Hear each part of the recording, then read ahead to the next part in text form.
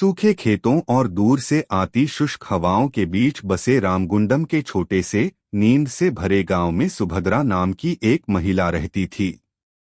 उसका गांव पिछले कई सालों से भयंकर सूखे से जूझ रहा था। कभी हरे भरे खेत अब बंजर हो चुके थे और नदियां, जो कभी जीवन से भरी रहती थीं, सूख चुकी थीं। गांव वालों के लिए जीवन एक निरंतर संघर्ष बन गया था। जमीन से कोई उम्मीद नहीं थी और किसान दो वक्त की रोटी के लिए संघर्ष कर रहे थे।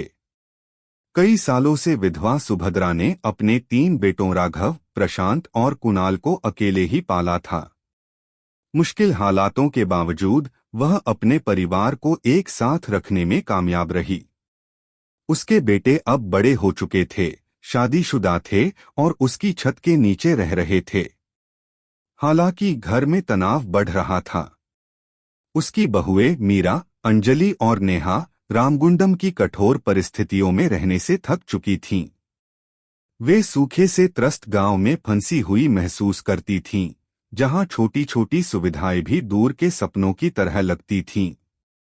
हालांकि सुभद्रा को इस जगह से बहुत लगाव था। वह अपना पूरा जीवन वहीं बिता चुकी थी और संघर्षों के बावजूद वह अभी भी जमीन से जुड़ाव महसूस करती थी। लेकिन उसके घर में रोजाना होने वाले झगड़े उसे परेशान करने लगे थे। ऐसे कठोर वातावरण में जीवित रहने का लगातार दबाव अपना असर दिखा रहा था और उसकी बहुएं घर छोड़ने के लिए बेताब थीं। पहली बहस किसी छोटी सी बात पर शुरू हुई। मीरा, राघव की पत्नी, ने सीमित सामग्री से एक साधारण भोजन तैयार करने का प्रयास किया था। अंजलि, प्रशांत की पत्नी, ने ताजी उपज की कमी के कारण भोजन को बेस्वाद बताया। नेहा, कुणाल की पत्नी, जो आमतौर पर खुद में ही रहती थी, ने मीरा पर खाना पकाने में सावधानी न बरतने के लिए गुस्सा किया, खासकर जब उनके पास बहुत कम सामग्री थी। तुम कुछ भी ठीक से क्यों नहीं कर सकती? नेहा ने झल्लाकर कहा। मैंने अपनी तरफ से पूरी कोशिश की, मीरा ने झल्लाहट से कांपते हुए कहा। यह बहस जल्दी ही एक गर्मागरम झगड़े में बदल गई। सुभद्रा चुपचाप खिड़की के पास बैठी थी और बाहर खाली खेतों को देख रही थी। उसने आह भरी और स्थिति को शांत करने की कोशिश की। कृपया, आप सभी को हमें एकजुट रहने की जरूरत है, सुभद्रा ने धीरे से कहा। उसकी आवाज फुसफुसाहट से थोड़ी ऊपर थी। हम सभी एक जैसी कठिनाइयों का सामना कर रहे हैं। लड़ने से कोई मदद नहीं मिलेगी। लेकिन उसकी बातें अनसुनी रह गईं। सूखे की कठोर परिस्थितियों से थक चुकी तीनों महिलाओं ने जाने की इच्छा जाहिर की। हम अब यहाँ नहीं रह सकते, माँ। यहाँ हमारे लिए कुछ नहीं है, मीरा ने घोषणा की। सूखे ने हमसे सब कुछ छीन लिया है और यहाँ रहना असहनीय है। राघव की दुविधा। राघव, जो हमेशा सुभद्रा के सबसे करीब था, अपनी मां के प्रति अपनी वफादारी और अपनी पत्नी के प्रति अपनी जिम्मेदारी के बीच उलझा हुआ था। उसने मीरा की आंखों में संघर्ष देखा, वर्षों की हताशा और कठोर धूप में पीड़ा का भार। मां, मुझे लगता है मीरा सही कह रही है, राघव ने झिझकते हुए कहा। शायद हमें शहर चले जाना चाहिए, जहां हमें बेहतर अवसर मिल सकते हैं। अब इस तरह जीना बहुत कठिन है। सुभद्रा के दिल में एक दर्द महसूस हुआ। उसने हमेशा अपने बेटों का समर्थन किया था, लेकिन उनके रामगुंडम को छोड़ने का विचार, जहां उनके पूर्वजों की पीढ़ियां रहती थीं, असहनीय था। प्रशांत का तार्किक दृष्टिकोण। प्रशांत, जो हमेशा अधिक व्यावहारिक रहा था, राघव से सहमत था। परिवार का अस्तित्व संसाधनों को खोजने पर निर्भर था और रामगुंडम में बहुत कम उम्मीद बची हुई थी। मैं समझता हूं, मां, प्रशांत ने कहा। उसकी आवाज मापी हुई थी। हम बहुत लंबे समय से टिके हुए हैं।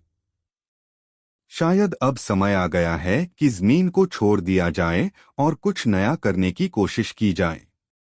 अगर हम यहाँ रहे तो हम भूखे मर सकते हैं। सभी को पीड़ित देखना कठिन है। कुणाल की दुविधा।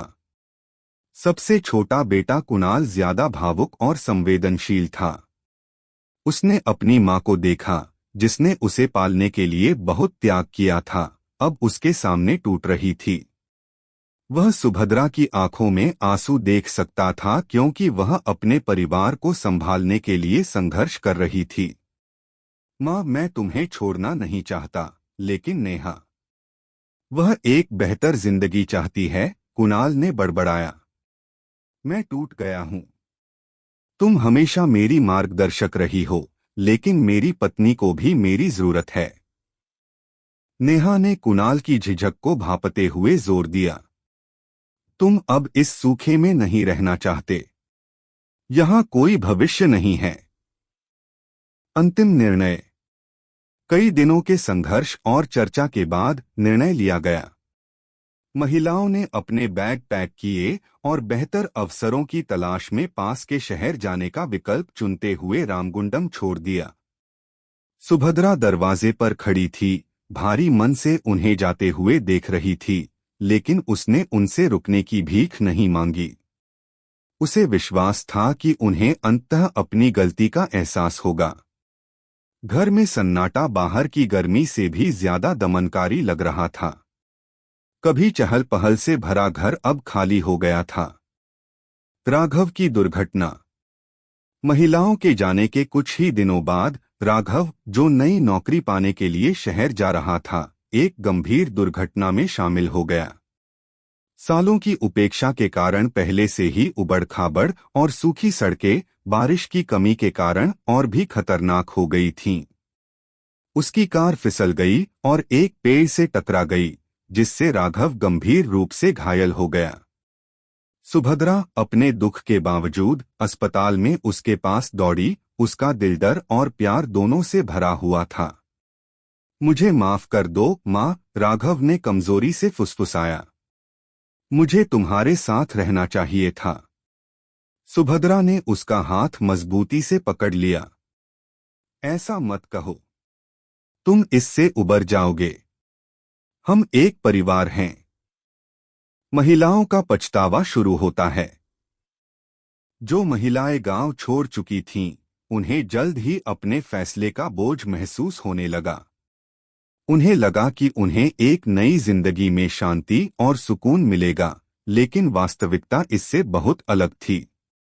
मीरा को सुभद्रा के घर के बने खाने की गर्माहट की याद आती थी और अंजलि को अपनी सास के साथ शांत बातचीत की याद आती थी। यहाँ तक कि नेहा, जो जाने पर सबसे ज्यादा जोर देती थी, खुद को सुभद्रा की परिचित उपस्थिति के लिए तरसती हुई महसूस करती थी। उनके बिना जीवन जितना मैंने सोचा था, उससे कहीं ज्यादा कठिन है, मीरा ने एक शाम अंजलि से कहा। मुझे माँ की याद आती है। सूखे के बावजूद मुझे गांव की याद आती है। यह घर था। अंजलि का एहसास। अंजलि, जो सबसे पहले घर छोड़कर गई थी, खुद को नए घर को संभालने की जिम्मेदारियों से अभिभूत पाती थी। शहरी जीवन के अनुकूल ढलने के संघर्ष के कारण उसके और उसके पति के बीच तनाव बढ़ता गया। रामगुंडम में वह आराम जिसे वह हमेशा से मानती थी, जहां सुभद्रा ने हमेशा शांति बनाए रखी थी, गायब था। जब तक हम नहीं चले गए, मुझे कभी एहसास नहीं हुआ कि माँ ने हमारे लिए कितना कुछ किया है, अंजलि ने धीरे से कहा। उसकी आवाज अफसोस से भरी हुई थी। मैं वापस जाना चाहती हूँ। नेहा का संघर्ष। नेहा, जिसने सबसे ज्यादा छोड़ने पर जोर दिया था, अब अपनी गलती का एहसास कर रही थी। उसके पति कुणाल ने उसे सांत्वना देने की कोशिश की, लेकिन नेहा का दिल खाली महसूस कर रहा था। वह उस शांति के लिए तरस रही थी जो उसे कभी सुभद्रा की मौजूदगी में मिली थी। नेहा ने स्वीकार किया, जब तक वह चली नहीं गई, तब तक मुझे कभी पता नहीं चला कि मेरे पास क्या है। उसकी आंखों में आंसू भर आए। माँ हमेशा हमारे साथ थी। मैं बहुत जिद्दी थी। प्रशांत की त्रासदी। रामगुंडम में वापस प्रशांत को एक और आपदा का सामना करना पड़ा। बची हुई फसलों की जांच करने के लिए गाड़ी चलाते समय वह सूखी टूटी सड़कों पर अपनी बाइक से नियंत्रण खो बैठा। दुर्घटना में उसके कई फ्रैक्चर हो गए। उसे अस्पताल ले जाया गया और सुभद्रा सभी दर्द और संघर्ष के बावजूद उसके पास पहुंची। जब प्रशांत को होश आया तो उसने सबसे पहले यही कहा, माँ, मैं गलत था। मुझे तुम्हारे साथ रहना चाहिए था। सुभद्रा थकी हुई होने के बावजूद उसे सांत्वना देती रही। तुमने अपना सबक सीख लिया है, बस यही मायने रखता है। महिलाओं का पछतावा बढ़ता है। तीनों महिलाएं अब अपने कार्यों के परिणामों को पूरी तरह से समझ रही थीं और अपनी गलतियों का बोझ महसूस करने लगीं। उन्हें अपने बच्चे, सुभद्रा के प्यार का आराम और सूखे के बावजूद रामगुंडम में जीवन की सादगी की याद आ रही थी। शहर में उन्हें जिन कठिनाइयों का सामना करना पड़ा, उसने उन्हें उस सहारे के लिए तरसाया जो उन्हें कभी मिला करता था। मीरा ने कहा, मैं वापस जाना चाहती हूँ। उसकी आवाज टूट गई। हमने बहुत बड़ी गलती की है। सुभद्रा की माफी। सुभद्रा ने वर्षों की कठिनाई के ज्ञान के साथ बिना किसी हिचकिचाहट के उन्हें माफ कर दिया। उसने अपनी बहुओं का खुले दिल से और बिना किसी कड़वाहट के स्वागत किया। वह जानती थी कि परिवार जीवन की परीक्षाओं से ज्यादा महत्वपूर्ण है। घर में स्वागत है, सुभद्रा ने धीरे से कहा, उनमें से प्रत्येक को गले लगाते हुए। कोई भी परिपूर्ण नहीं है। हम अपनी गलतियों से सीखते और बढ़ते हैं। एक नई शुरुआत। अब परिवार फिर से एक हो गया है और उसने साथ मिलकर अपनी जिंदगी को फिर से शुरू करने का फैसला किया है। सूखा अभी भी खत्म नहीं हुआ था और जमीन अब भी माफी नहीं देती, लेकिन उनके दिल ठीक हो गए थे। उन्होंने एक दूसरे की ज्यादा सराहना करना, बेहतर तरीके से संवाद करना और साथ मिलकर तूफान का सामना करना सीखा, चाहे वो वास्तविक हो या भावनात्मक। राघव की रिकवरी। राघव अपनी दुर्घटना से धीरे धीरे उबरा। शारीरिक घाव तो भर गए, लेकिन भावनात्मक घाव भरने में समय लगा। अपने परिवार के समर्थन से उसने अपने रिश्तों को सुधारना शुरू किया और उस जमीन के लिए अपने प्यार को फिर से पाया जिसे वह कभी छोड़ना चाहता था। एक बदला हुआ परिवार। रामगुंडम एक सूखाग्रस्त गांव बना रहा, लेकिन सुभद्रा और उसके परिवार के लिए यह घर था। पिछले कुछ सालों के संघर्षों ने उन्हें एक दूसरे के और करीब ला दिया था। उन्हें एहसास हुआ कि चाहे जिंदगी कितनी भी मुश्किल क्यों न हो, परिवार ही सब कुछ है।